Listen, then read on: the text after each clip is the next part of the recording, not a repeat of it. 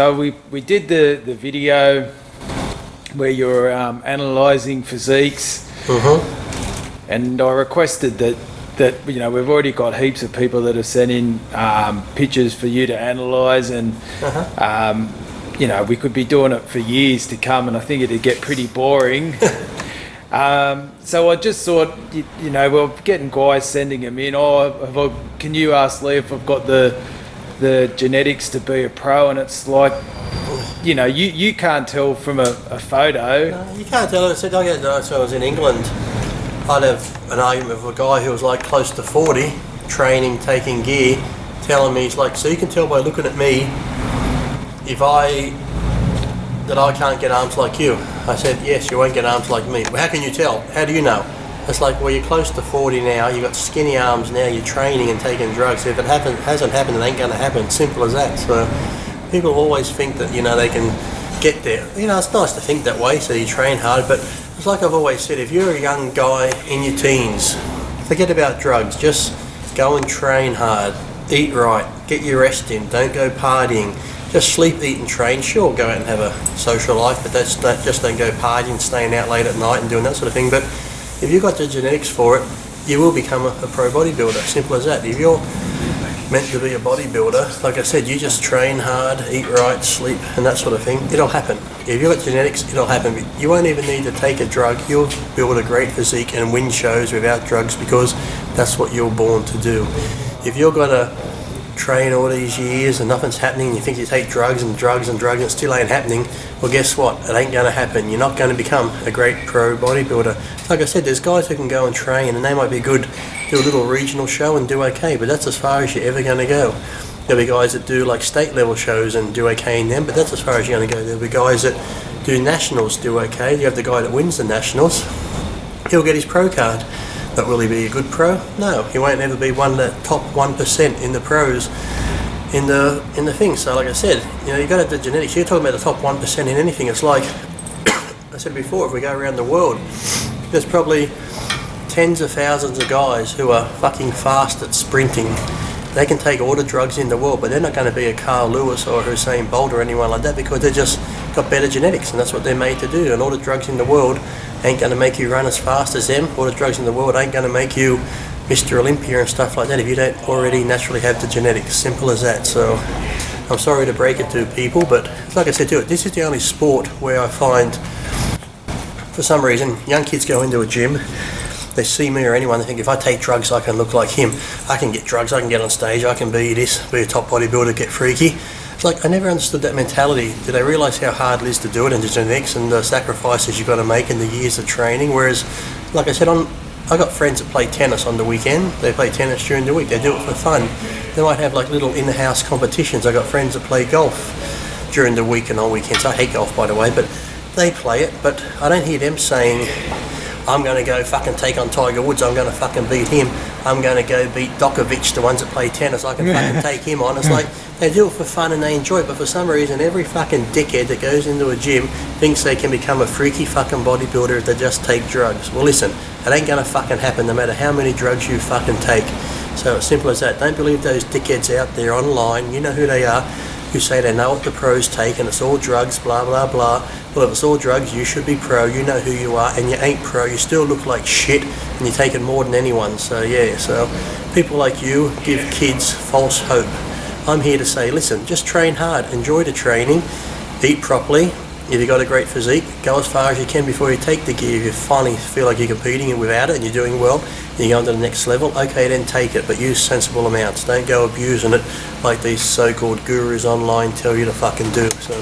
So if you're a young guy in Australia, for example, and you haven't competed, you think you've got the genetics, just go and do a show. Exactly. Don't wait to say, I want to get bigger, I want to get bigger. Just go out there, get your feet wet, diet down, do a natural show. Sadly, some of the natural shows have guys full of gear on them these days, but just pick a show and go do it. Do a novice class and stuff like that, just see how it feels, get pictures and see how you go, and then just go back to training again. You've got to start somewhere. You get these people who they won't compete unless they know they're going to win, and you can't have that attitude. You've got to go into a show, see how you do, get beat. If you get beat, go train harder, come back better next time. That's all it is. So it's all a learning experience, bodybuilding. So don't, like I said, think you're going to be like, say, I'm going to be pro. Start on a small show, see how you go, and work your way up. Like I said, if it's going to happen, it'll happen. You won't have to force it because, like I said, your body will naturally be built for that, and it will happen if that's what you want to do. So simple as that. And just using yourself as an example, and just to give people a yardstick about gauging their genetics, you started competing at 13. I won my first 3 shows when I was 13 years old. And when you were doing your shows, were you winning them? Yeah, my first 3, like I was 13 years old, I won my first 3 shows. At 14, I won shows and I got third in the men's open at 14. 15, I won state titles and other shows. 16, took a year off. I won my first Mr. Australia when I was 17, got second in my class at the AAU University in Arizona when I was 17, and 18 won my class at the Australia again, 19, same thing. So, like I said, so yes, if it's going to happen, you'll know it's going to happen. Like I said, you'll be genetically gifted to it. So, and that goes for all those people like the now who's saying this guy's the next Lee Priest. If he's 20 years old and hasn't done anything, hasn't competed, and he looks good, he ain't the next Lee Priest. For him to be the next Lee Priest, he should have been on stage at 13 years old winning contests. I was turning pro at 20, so if he's 20 years old and looks good and hasn't even got his pro card, he ain't the next Lee Priest. So fuck off. That's me blowing my own trumpet there for a second. And just say, guys, you're 14 years old, natural. You would have been competing against the guys on gear. Yep. Yep. So that even like when I was 17 when I won the Australia, I was up against guys in their 30s and 40s, and I was only 17 when I won my first Mr. Australia. Not on gear, like I said, I took gear when I was 19, but then I'd won all the shows in Australia I could, so the next level was to go to the States, when knowing, okay, if I go to the States, they're going to be on it, so pretty much, you know, if I'm going to have, like I said, if I've got great genetics, and I'm competing against guys with great genetics, and they're not on gear, that's fine, but if you've got great genetics, and they've got great genetics, but they're taking a bit of gear, they're going to be that little bit better, so sadly, you've got to join the group and you've got to get on gear too to keep up with them. So that's the main reason why I did. You know, if I was competing back in the day and they actually did drug testing and they actually tested for steroids and they kept it out of the sport, fuck, I would have loved it. You know, I wouldn't care less. I've never been one of those people that's like, I want to take them, I have to take them, I need them. I've never had that mentality. I just took them because pretty much everyone else was taking them, and to keep up with them, sadly, that's what you had to do. But if they got rid of them out of the sport altogether, I would have fucking loved that. But sadly, they never did, even though it's in the rule book. There's meant to be testing and there's not meant to be any performance-enhancing drugs or steroids, but they never stuck to that rule. But they stuck to other rules and I got suspended for them. Did ever mention that? Yeah, but as I said, I'd love it. If there was all drug-free back in the day, I'd love it, because like I said, I could still train just as good, just as hard, diet just as good, where I know a lot of other guys couldn't. So sadly, you got to sort of go with it just to be in it, sadly, because that's the way it is in all sports, not just bodybuilding. So yeah, you see records being broken, you know. Sadly, most records are being broken because people are taking something. That's not saying they're not great athletes to begin with, which they are, but like I said, to take all the drugs away, you still have the greatest guys who are winning now would still be winning. So simple as that, because like I said, you can't have someone with no genetics taking drugs and all of a sudden he's going to win. But like I said, the superior athletes in all sports would still be the superior athletes taking the drugs away. So yeah. So yeah. Oh, look, I just so don't worry about sending your photos in.